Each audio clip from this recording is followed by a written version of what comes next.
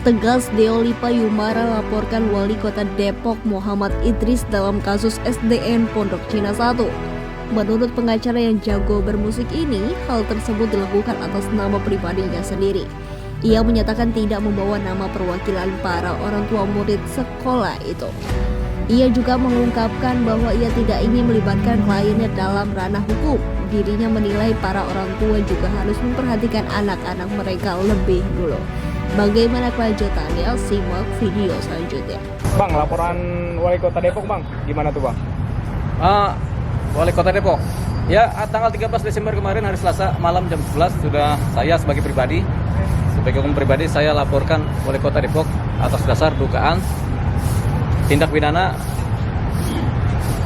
pelanggaran terhadap perlindungan anak. Pelanggaran perlindungan seperti apa itu, Bang? Yaitu waktu diduga Wali Kota Depok melanggar Undang-Undang Perlindungan Anak nomor 35 tahun 2014, nomor 35 ya tahun 2014, pasal 77 Jungto 76A butir A. Kaitannya sama SDN 1 Pondok Cina, Bang ya? Iya, tentang SDN 1 Pondok Cina di mana siswa-siswanya itu mengalami yang namanya pengabaian atau pembiaran dari Wali Kota, di mana 1 bulan siswa-siswi SDN 01 Pondok Cina itu dibiarkan bersekolah tanpa guru. Jadi mereka bersekolah tanpa guru 1 bulan lebih, ya sampai sekarang mungkin masih tanpa guru. Gitu ya. Nah ini siswa ini mengalami diskriminasi sehingga mereka nggak bisa sekolah dengan baik, nggak bisa mendapatkan pendidikan dengan baik. Bang, abang mewakili daripada daripada orang tua para siswa atau seperti apa? Ya, memang saya adalah kuasa hukum dari orang tua siswa, orang tua murid ya. Tapi dalam hal ini saya berusaha memisahkan antara kuasa hukum dan subjek hukum pribadi ya. Kalau saya laporkan sebagai kuasa hukum para orang tua murid, kasihan mereka dilibatkan dalam persoalan hukum. Ya kan, termasuk anak-anaknya, karena anaknya rata-rata di bawah umur. Jadi saya membatasi diri dari membawa mereka ke wilayah hukum. Tapi ini penting buat masyarakat Indonesia bahwasanya ini harus dilaporkan secara pidana di mana ada korban anak-anak begitu. Dan bahwasanya Undang-Undang Perlindungan Anak ini kan sifatnya terutama pasal 77 dan 76A juntungnya itu adalah yang sifatnya publik, bukan delik aduan. Jadi delik pidana publik sehingga siapapun boleh melapor kalau mengetahui adanya korban anak-anak. Apalagi pembiaran anak-anak ini kan. Jadi bisa yang lain, bisa yang semua warga negara Indonesia yang mengetahui harus melapor karena kewajiban undang-undang begitu. Makanya saya membuat laporan, ya tentunya karena ini bukan delik aduan, ya saya laporkan sebagai delik publik. Tentunya siapa aja boleh melapor dan kebetulan saya yang melaporkan. Terkait ini progresnya apakah sudah ada surat panggilan sebagai pelapor? Ya, masih berproses karena kan baru hari Selasa kemarin saya laporkan. Tentunya masih ada proses administrasi di dalam Polda, di mana nanti penunjukan siapa penyidiknya, tentunya dari PPA ya, dari unit perempuan dan anak, kemudian siapa penyidiknya baru nanti berproses pemanggilan. Bang, ini kan informasi terakhir bahwasanya terkait dengan relokasi itu tidak jadi, Bang. Ya. Atau dia tetap boleh bersekolah dan melakukan aktivitas mengajar di sekolah tersebut.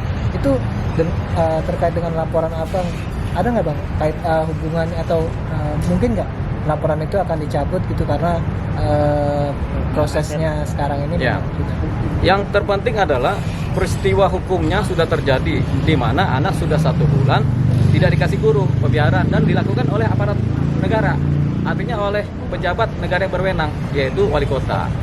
Ini sudah terjadi peristiwa hukumnya. Bahwasanya ini nanti tanahnya dari SD ini mau jadikan apa-apa, itu kita bukan persoalan itu. Persoalannya adalah ini sudah terjadi peristiwa hukum di mana anak jadi korban. Ditelantarkan. Iya, anak ditelantarkan, dibiarkan mengalami pembiaran dan pengabaian terhadap hak anak memperoleh pendidikan, diskriminasi. Ini yang paling penting. Ini adalah satu pidana. Nah, kalau kemudian di sini menunda, ya itu suka-suka, mau ditunda kayak mau enggak kayak itu bukan urusan kita. Yang penting ini harus diproses secara pidana supaya ini jadi pembelajaran buat kita semua, supaya jangan sekali-sekali menelantarkan anak. Nah, bukan kebetulan. Jadi dari perkara ini siswa-siswa ini sebenarnya sudah dilindungi oleh Undang-Undang Perlindungan Anak. Jadi saya hanya membawakan ini ke wilayah Undang-Undang Perlindungan Anak. Selebihnya yang melindungi anak-anak ini, yang menjaga anak-anak ini untuk mendapatkan keadilan adalah bukan saya, tapi Undang-Undang Perlindungan Anak. siapa nanti yang akan mengerjakan ini? Tentunya bukan saya juga. Saya hanya menjaga juga. Tapi yang mengerjakan ini adalah para penegak hukum. Biarkan proses ini berjalan, karena ini adalah tindak pidana publik dan ini adalah Undang-Undang Perlindungan Anak. Dan sekarang kita akan buktikan apa yang dibuat oleh DPR maupun Presiden mengenai Undang-Undang Perlindungan Anak ini dijalankan. Jadi saya nggak punya juga hak untuk mencabut ini laporan, karena ini bukan delik aduan. Ketika sudah dilaporkan menjadi tindak pidana publik dan semua orang tahu ini adalah tindak pidana publik, sehingga kita juga disuruh cabut laporan, ya nggak mungkin. Kecuali delik aduan kita cabut. Kalau ini kan delik publik, kayak begini. Kita tahu ada satu kasus terjadi pembunuhan di sana, kita laporkan, habis itu kemudian kita cabut laporannya, kan nggak mungkin. Berarti tidak akan Secara hukum tidak akan terjadi pencabutan laporan karena ini delik, bukan delik aduan. Meski Meski diajak, terakhir ya, kebijakannya itu kan urusan sana. Yang jelas begini, contohnya ada suatu peristiwa pembunuhan terjadi, ya kan? Ketika kita tahu, kita laporan ke kepolisian, tiba-tiba yang ngebunuh bilang, oh saya yang ngebunuh, saya minta maaf, saya nggak mau lagi ngebunuh, kan gitu kan. Tapi ini kan peristiwa hukumnya sudah terjadi, apa saya harus cabut laporan? Kan tidak, gitu kan. Nah, tapi Nggak bang, bisa. tapi gini bang, berarti tadi Muhammad Idris sendiri menanggapi bahwa ingin berdamai dan bermusyawarah. Itu perdamaian kalau adalah persoalan perdata atau delik aduan. Kalau ini kan tidak pidana publik. Kita sendiri nggak bisa juga mencabut laporan karena nggak bisa. Kita sejauh ini belum ada komunikasi dari Pak Idris ke abang. Enggak, ini nggak penting juga komunikasi itu. Nggak penting karena ini bukan delik aduan. Buat apa dikomunikasi sama kita? Yang penting adalah dia berkomunikasi sama Undang-Undang Perlindungan Anak. Sama undang-undangnya dikomunikasi, bukan sama kita. Kalau tadi kan abang bilang abang itu kuasa hukum dari para orang tua. Ya. Fokus dari orang tua itu fokusnya pengabaian itu atau relokasi juga bang? Ya, kalau orang tua ya, mereka kan korban juga sebenarnya. Korban ini kita belum tahu korbannya apa, tapi sudah kita ketahui banyak menderita lah si siapa anak-anak ini kan, nggak ada murid, nggak ada guru, pada nangis, kemudian orang tuanya juga kemudian kan jadi korban sampai siang malam harus ngurusin mereka. Dan mereka adalah menderita secara moral dan material, ya kan?